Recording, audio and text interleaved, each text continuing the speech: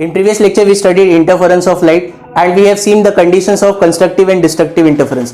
आज के लेक्चर में हम लोग को एक एक्सपेरिमेंट पढ़ना है, very important experiment called as young's double slit experiment. To understand that experiment सबसे पहले हमको एक टॉपिक पढ़ना होगा that is called as coherent source of light. This topic I will teach you in much more detail in this lecture.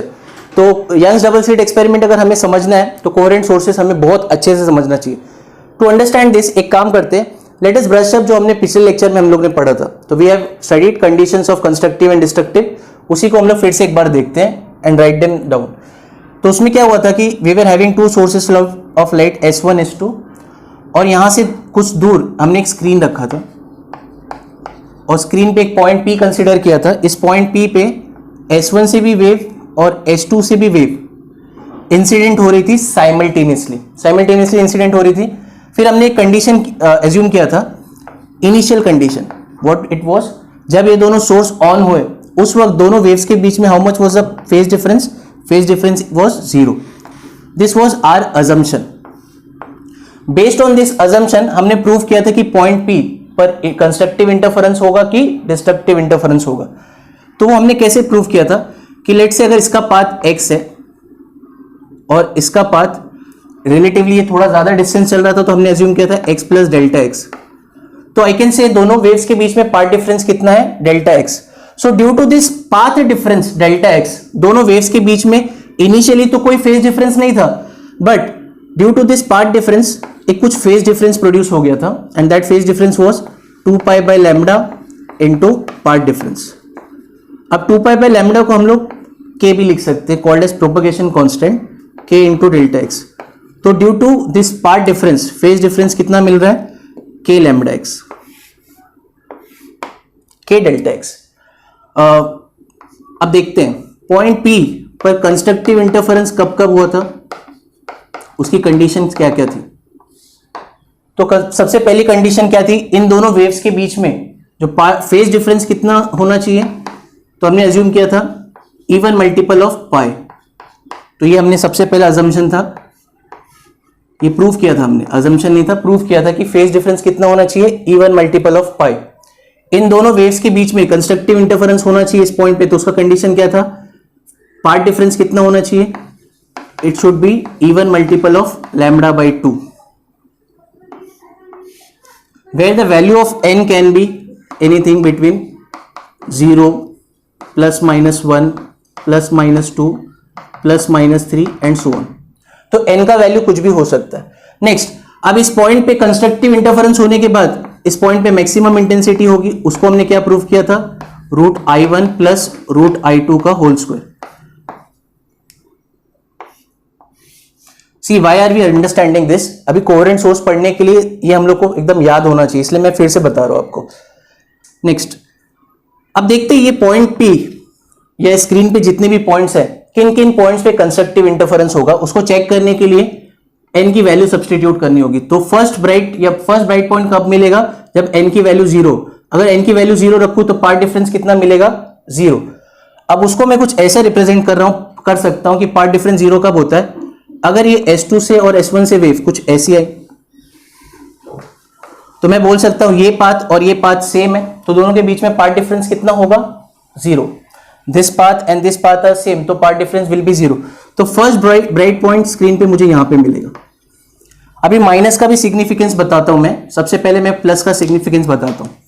अगर n का value +1 रखूं तो यहां से 2 और 2 कैंसिल होगा, तो पाथ डिफरेंस कितना मिलेगा, लैम्डा. तो ऐसी कुछ वेव्स होंगी जो जब स्क्रीन पे पहुंच रही है उनके बीच में अगर पाथ डिफरेंस लैम्डा का है तो वहां पे यहां कंस्ट्रक्टिव इंटरफेरेंस होगा और हमें ब्राइट पॉइंट मिलेगी. सेकंड, इसके बाद ब्राइट कब मिलेगी, n की वैल्यू 2 रखो तो ये 4 हो जाएगा, तो 2 लैम्डा आएगा. तो ये वाली वेव कुछ ऐसी होगी जहां पे दोनों वेव्स के बीच में पाथ डिफरेंस 2 लैम्डा है, तो B2. ऐसे करके B3 B4 ऊपर की तरफ होंगे. What is the significance of minus sign, minus sign signifies कि B0 के नीचे भी तो ब्राइट पॉइंट्स बनेंगी. तो ऐसा भी कुछ होगा कि इससे वेव और इससे वेव 1 रखने पे, -1 रखने पे यहां पे कुछ पाथ डिफरेंस दोनों वेव्स के बीच में लैम्डा आएगी, तो यहां पे भी हमें कुछ नीचे की तरफ भी ब्राइट पॉइंट्स मिलेंगे. So that is been signified by this minus sign. Now let us see the conditions of destructive interference. किस किस पॉइंट पे डिस्ट्रक्टिव इंटरफेरेंस हुए थे? तो डिस्ट्रक्टिव इंटरफेरेंस होने के लिए हमने क्या प्रूव किया था? फेज डिफरेंस कितना होना चाहिए? ऑड मल्टीपल ऑफ पाई। वैसे ही इन दोनों वेव्स के बीच में पार्ट डिफरेंस कितना होना चाहिए for destructive interference? Odd multiple of lambda by 2। Similarly अब जहां जहां डिस्ट्रक्टिव इंटरफेरेंस हुए वहां पे मिनिमम इंटेंसिटी होंगी, and that minimum intensity was how much? ये हमने प्रूव किया था, √I1 माइनस √I2 का होल स्क्वायर। अब देखते हैं स्क्रीन पे किस किस पॉइंट पे डिस्ट्रक्टिव इंटरफेरेंस हुई है। तो I have to substitute the value of n। तो n का value will be not 0, it will start from n equal to 1 से स्टार्ट होगा। अब अगर मैं n का वैल्यू 1 सब्सटीट्यूट करूं तो पार्ट डिफरेंस कितना मिलेगा? 1 सब्सटीट्यूट करने पे 1 अगर रखूं तो लैम्बडा बाई 2 मिलेगा। तो वो कुछ ऐसा होगा यहां पे स्क्रीन पे, इस पॉइंट पे लैम्बडा बाई 2 पार्ट डिफरेंस है दोनों वेव्स के बीच में। तो यहां पे हमें फर्स्ट डार्क मिलेगा। सेकेंड डार्क के लिए 2 सब्सटीट्यूट करो, you will gate 3 lambda by 2। तो यहां पे हमें कुछ सेकेंड डार्क मिलेगा। 3 सब्सटीट्यूट करने पे 5 लैम्बडा बाई 2 मिलेगा। तो यहां पे हमें थर्ड डार्क मिलेगा। सिमिलरली स्क्रीन के नीचे भी इस साइड भी डार्क मिलेंगे हमें, D1, D2, D3 likewise. In this way this are the points जहां पे हमें ब्राइट एंड डार्क पॉइंट मिलेंगे। And can you see there alternative, एक ब्राइट फिर डार्क, फिर ब्राइट फिर डार्क, ऐसे कुछ पॉइंट्स मिलेंगे हमें स्क्रीन पे। After revising everything, now let us see what are this coherent sources. अब कोहेरेंट सोर्सेज ऑफ लाइट समझने से पहले let us see what are the need of coherent sources. तो coherent sources are used to produce static interference, या इसको अपने textbook में लिखा है सस्टेन इंटरफेरेंस। तो what is the use of coherent source? अगर कोहेरेंट सोर्स होंगे तो इंटरफेरेंस पैटर्न कैसा बनता है? स्टैटिक, या इसको सस्टेन इंटरफेरेंस पैटर्न भी कहते हैं, सस्टेन इंटरफेरेंस पैटर्न। अब नाउ लेट अस अंडरस्टैंड ये सस्टेन इंटरफेरेंस पैटर्न क्या होता है। सी यहां पे जो भी पैटर्न बना है interference pattern, bright band dark bands बने, तो सस्टेन मींस स्टैटिक मींस जहां पे ब्राइट है हमेशा वहां पे ब्राइट ही बनेगा, और जहां पे डार्क है वहां पे हमेशा डार्क बनेगा। Means the position of bright and dark band they are static, fix. So अगर हमारा इंटरफेरेंस पैटर्न फिक्स रहा तो it would be easy for us to study it. So what is the main use of coherent source of light? It is used to produce static interference pattern. Now let us see coherent source होते क्या है। तो इसका definition देखते हैं हम लोग। तो ये कुछ ऐसा है, the two source of light are said to be coherent, sources are said to be coherent. तो कुछ कंडीशन सेटिस्फाई होनी चाहिए, and there are the two conditions. The coherent sources are said to be coherent, the two conditions are, सबसे पहला condition ये है कि दोनों सोर्स ऑफ लाइट से वेव्स हमेशा कंटिन्यूसली एमिट होनी चाहिए और दोनों वेव की फ्रीक्वेंसी सेम होनी चाहिए। तो मैं इसको लिख के बताता हूं, the two sources must emit wave continuously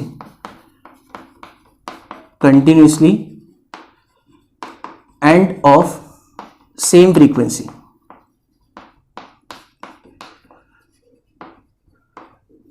पहली कंडीशन क्या है, फिर से समझ लो। दो सोर्स ऑफ लाइट है, उनसे जो वेव्स एमिट हो रही है वो कैसी होनी चाहिए? कंटिन्यूसली एमिट होनी चाहिए और सेम फ्रीक्वेंसी की होनी चाहिए। दोनों लाइट सेम फ्रीक्वेंसी की होनी चाहिए। Second condition is the two source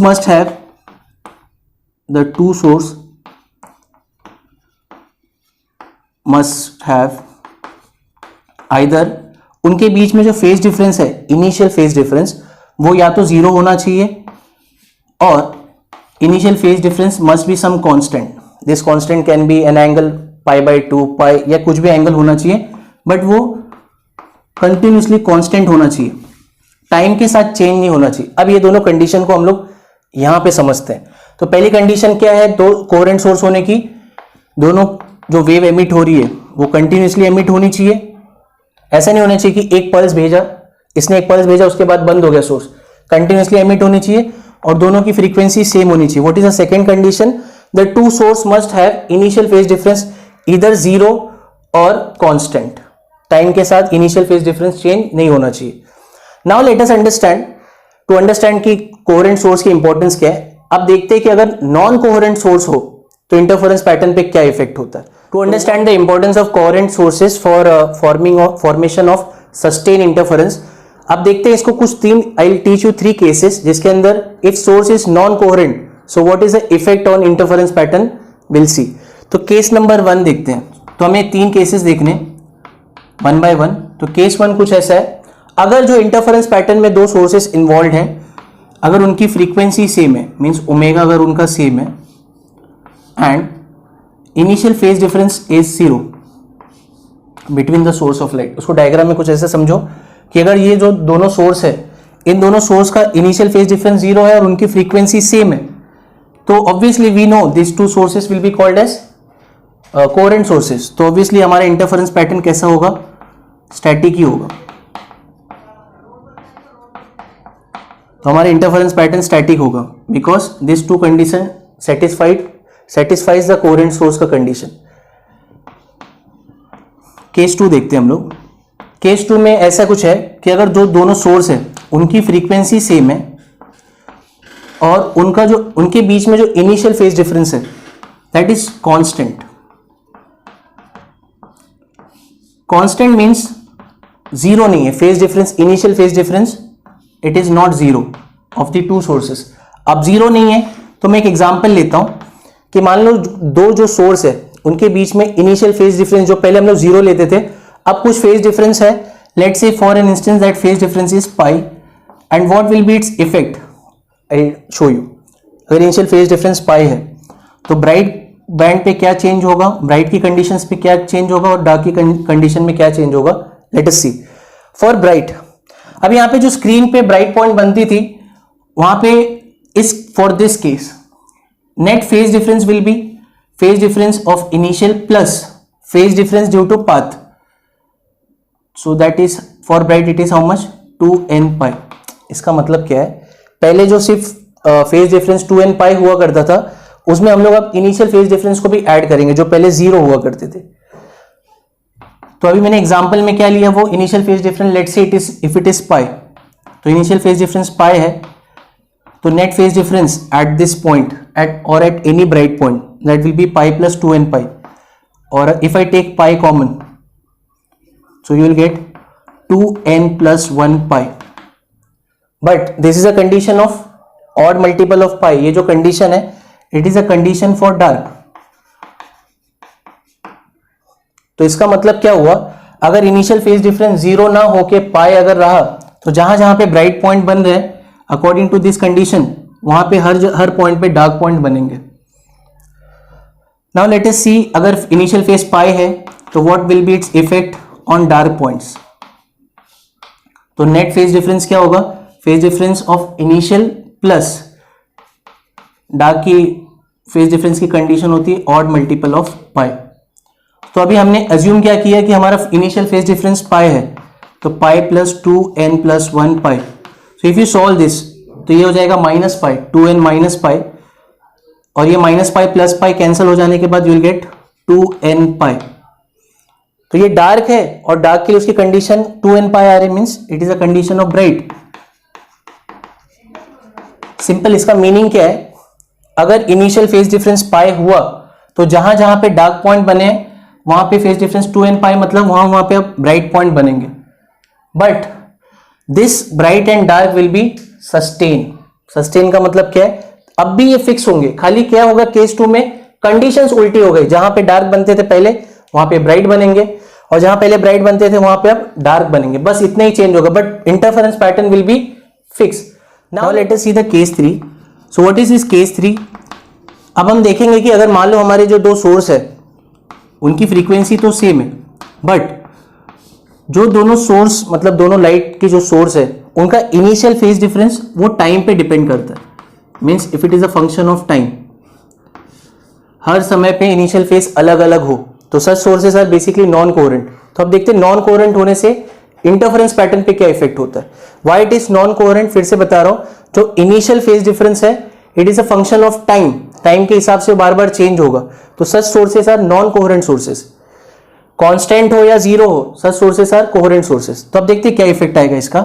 let's say I can say the net phase difference will be initial phase difference plus phase difference due to part difference, और let's say for bright it will be how much 2n pi. मैं एक example लिया कि जो net phase difference होगा for bright, तो वो initial plus bright की कंडीशन क्या होती है for due to its part difference, that is 2n pi.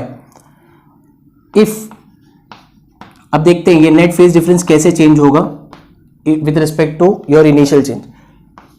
If initial phase is 0 तो net phase will be how much 0 plus 2n pi, और हमें कैसा पॉइंट मिलेगा bright. If initial phase suddenly थोड़ा चेंज हो गया, 0 से पाई हो गया, पाई रखने पे यहां पे डेल ऑफ टी अगर मैं पाई रख दूं, del of T means initial phase is a function of time, तो अगर वो कुछ समय बाद पाई हो गया कुछ समय बाद, तो ये पाई plus 2n pi it is a condition of a dark, तो उसी पॉइंट पे डार्क बनेगा। Again if it is pi by 2 और इफ से it is 2 pi, if I write 2 pi plus 2n pi, del of t is 2 pi, तो again it is a condition of constructive interference at that point, और वहां पे हमको क्या मिलेगा bright point मिलेगा। सो इसका मतलब क्या हुआ, based on initial phase difference, तो initial phase difference it is a function of time, वो टाइम के साथ रैपिडली चेंज होगा, तो रैपिडली चेंज होने की वजह से कंडीशंस भी रैपिडली चेंज होंगी। 0 रहा तो कभी ब्राइट उसी पॉइंट पे, कभी ब्राइट कभी डार्क कभी ब्राइट, तो उसी पॉइंट पे सेम पॉइंट पे ब्राइट डार्क ऐसा होता रहेगा। तो in that case we can say that is not a static interference pattern, dynamic हो गया ना। तो होगा क्या कि हर पॉइंट पे ये इनिशियल फेज चेंज हो रहा है, तो जहां पे ब्राइट है उसी पे फिर डार्क बनने लगेगा, फिर ब्राइट डार्क होने लगेगा। तो in this way we will get dynamic interference pattern. So let us revise, we studied 3 cases. First case क्या था, अगर फ्रीक्वेंसी सेम इनिशियल फेज 0 तो steady interference pattern. Second case, frequency same and if initial phase is some constant, let's say pi, then to steady interference pattern with inverse, थोड़ा सा उनके condition change हो जाएंगे, जहां पे डार्क वहां पे bright. And if frequency same and initial phase is a function of time, तो we get what, dynamic interference pattern, not static. Now we'll see methods of producing coherent sources. तो हमें एक बात जान लेनी कि coherent sources बनते कैसे, बट उसके पहले मैं आपको एक पॉइंट बताऊंगा। What is that point? Two independent sources cannot produce coherent source of light. इसका मतलब क्या है, अगर मैं 2 बल्ब लूं सेम कंपनी का, सेम पावर का, सेम वैटेज का, but they cannot produce coherent source of light, तो उसी को मैं लिखना चाहता हूं यहां पे कि 2 independent source of light cannot produce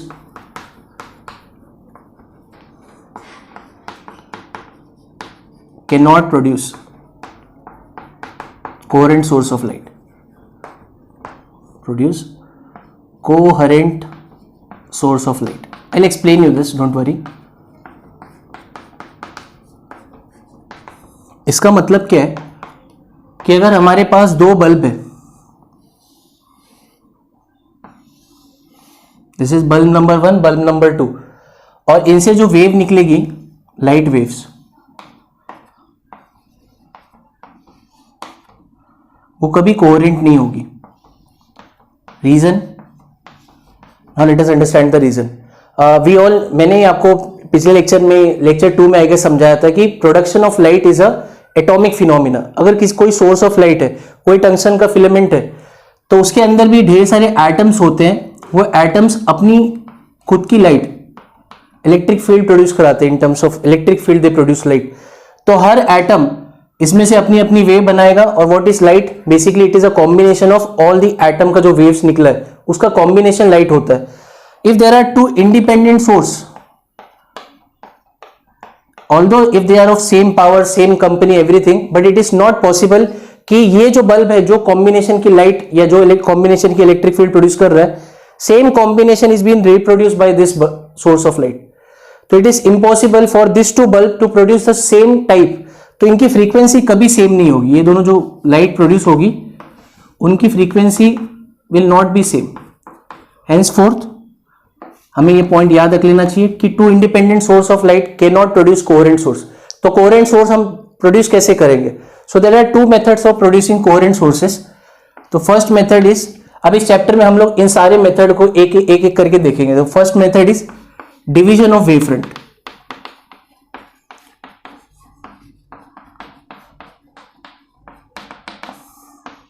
इसको मैं अच्छे से डायग्राम से भी एक्सप्लेन करूंगा इसके बाद, बट फिलहाल सिर्फ लिख के रखता हूं कि डिवीजन ऑफ वेव फ्रंट ये हम कहां कहां यूज करेंगे। सो इसमें क्या करते हैं हम लोग, एक सोर्स से ही दो सोर्स बनाते हैं, मतलब एक पेरेंट सोर्स होगा और उससे ही दो उसके डॉटर सोर्सेस बनेंगे। तो डिवीजन ऑफ वेव फ्रंट हम कहां पे यूज करेंगे, in our Young's double slit experiment, YDAC experiment में division of wave front use करेंगे। मैं आगे डायग्राम के थ्रू समझाऊंगा, जैसे अभी लिख के ले रहा हूं। सेकेंड मेथड, सेकेंड हम इसमें यूज करते हैं फ्रेस्नेल बाइप्रिज्म। तो फ्रेस्नेल बाइप्रिज्म से भी हम लोग डिवीजन ऑफ वेव फ्रंट कर सकते हैं। Next is Lloyd's mirror. In all the three what we use, हम कोहेरेंट सोर्स प्रोड्यूस करने के लिए division of wave front use करते हैं। And second method is division of amplitude. तो division of amplitude, there is only one method in this and that is, ये हम लोग थिन फिल्म इंटरफेरेंस में पढ़ेंगे। Thin film interference.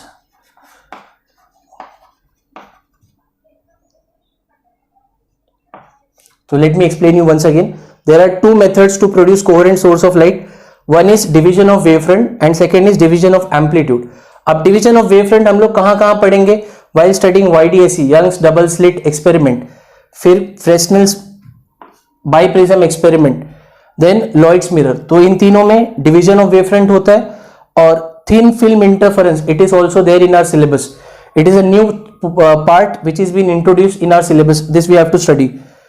तो उसमें डिवीजन ऑफ एम्पलीट्यूड यूज करते हैं to produce coherent source of light. Now let us see division of wavefront. अभी हम लोग ने देखा कोहेरेंट सोर्सेस प्रोड्यूस करने के दो मेथड थे, division of wavefront and another one was division of amplitude. अब ये उसके एग्जांपल्स देखे थे हमने, किसमें डिवीजन ऑफ वेवफ्रंट यूज होता है। तो अब इसको ना डायग्राम के थ्रू समझते हैं कि यंग्स डबल स्लिट एक्सपेरिमेंट में डिवीजन ऑफ वेवफ्रंट कैसे यूज होता है। See this and Fresnel biprism, we will study them separately, but अभी हम लोग देखते हैं कि इनके एक्सपेरिमेंट में टू कोहेरेंट सोर्स कैसे बनते हैं। जैसे कि YDAC, Young's double slit experiment, why it is called as double slit experiment. इसमें कुछ ऐसा होता है कि there is one source of light और उसके सामने एक कार्डबोर्ड रखते हैं, उस कार्डबोर्ड में there are two slits, openings, तो इसलिए इसको यंग्स डबल स्लिट एक्सपेरिमेंट नाम है। तो अभी देखो ये जो सोर्स S है, इससे कुछ वेव्स निकलेगी या उसकी वेवफ्रंट निकलेगी, स्पेरिकल वेवफ्रंट निकलेगी। This is the crest, this is trough, crest trough, ये ऐसा फॉर्म है। तो जैसे ये वेवफ्रंट इस स्लिट पे इंसिडेंट होगी तो ये जो सोर्स है S1 S2, they will produce their independent wave in like this. They will produce, S1 भी अपनी वेव प्रोड्यूस करेगा और S2 भी अपनी वेव प्रोड्यूस करेगा। एज S1 एंड S2 जो वेव सोर्स है, there parent is same S, so they will be having same frequency, उनकी फ्रीक्वेंसी सेम होगी, बिकॉज दोनों S से तो बन रहे, तो इसलिए S1 and S2 they will be coherent sources.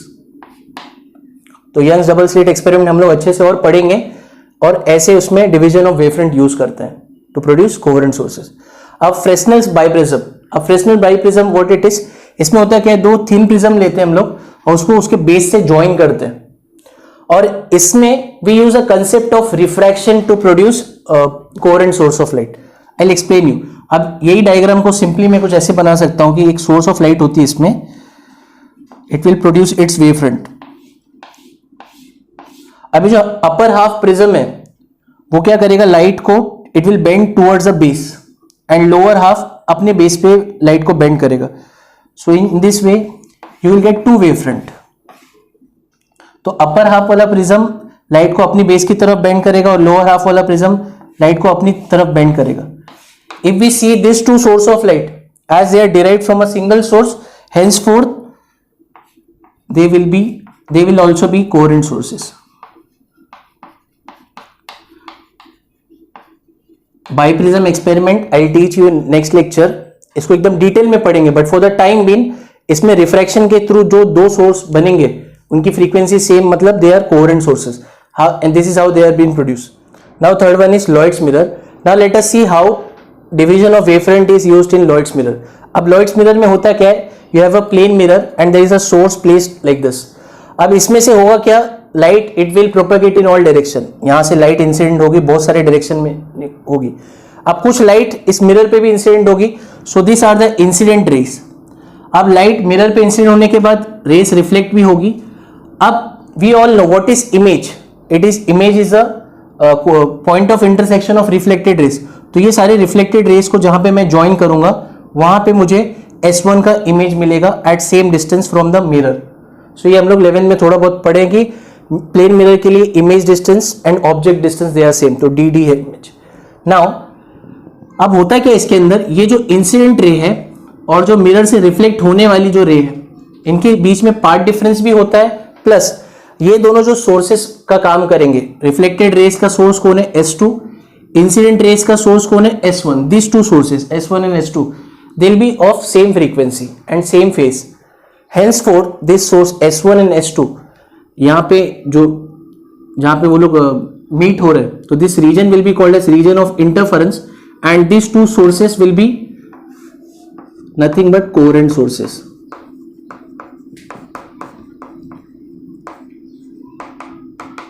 और एक बात इसके अंदर, there are two sources involve coherent के लिए, but one is real and another is virtual.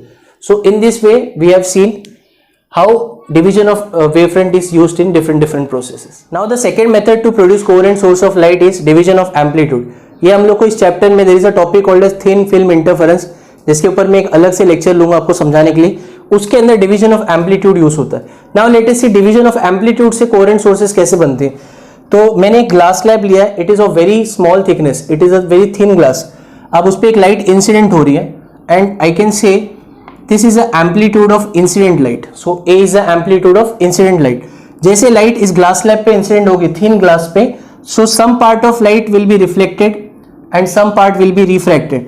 तो ये जो एम्पलीट्यूड है इसके दो पार्ट हो जाएंगे। तो let me call this as transmitted amplitude of transmitted light and this as refracted light amplitude. Now ये जो रिफ्रैक्टेड लाइट है this will reach the another end of the glass, वहां पे भी इसके साथ थोड़ा सा पार्ट रिफ्लेक्ट होगा और थोड़ा सा रिफ्रैक्ट होगा। I am not showing that this refracted part and it will emerge out like this. So this ray is having amplitude of refracted ray. अब ये दोनों सोर्स ऑफ लाइट है, they are parallel and they will meet somewhere, and where they will meet वहां पे interference कुछ होगा। But if I take as this two light are derived from a single source, यही incident light दो part में divide हुई है जिनकी एम्पलीट्यूड अलग अलग है but source is same, henceforth their frequency will be same and hence these two sources will be coherent sources.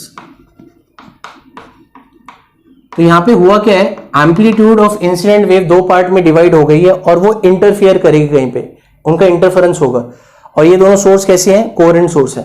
So this was division of amplitude method से हमने कोहेरेंट सोर्स बनाया। So in this way we have seen everything regarding coherent sources. What are coherent source? What is the need of coherent source? What are the method to produce coherent source? In next lecture we will study some. We will start with Young's double slit experiment. So for till then, bye student. Thank you.